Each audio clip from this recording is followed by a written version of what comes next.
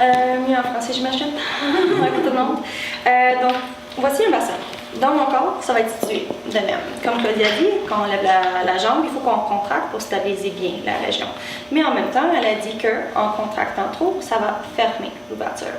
Dans les situations où on va tousser et éternuer, on veut cette action, on veut que ça se ferme pour créer une pression pour qu'on ne va pas avoir des pertes urines. Hein?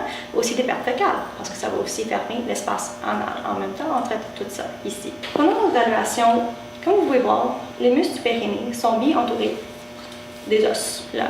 Je peux bouger les hanches autant que je veux, je peux fléchir le dos autant que je peux, mais la seule façon comment on peut vraiment faire une évaluation de ces muscles, c'est par voie interne. Donc pour nous, on a 2 points d'accès pour des femmes, un point pour des hommes. Pour des femmes, on va faire une évaluation des 2 régions lors de la première évaluation. Donc on va commencer par insérer les doigts dans le vagin pour sentir qu'est-ce qui se passe en avant. On va sentir comment il contracte. Est-ce que ça contracte bien toutes les régions qu'on veut?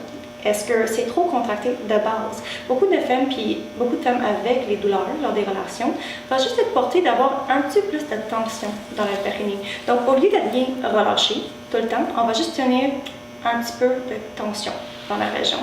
Il y a beaucoup de femmes aussi qui pensent que j'ai des pertes d'urine, je vais me retenir tout le temps et ça va m'empêcher des pertes. C'est le même principe que dire je vais toujours garder les épaules dans les oreilles et je vais marcher toute ma vie. Comme ça. On va sentir elle. On va sentir que j'ai besoin d'avoir un massage. On n'a pas la même sensation dans cette région, mais ça va se manifester dans différentes façons et ça se peut que ça va manifester comme les douleurs dans les relations sexuelles.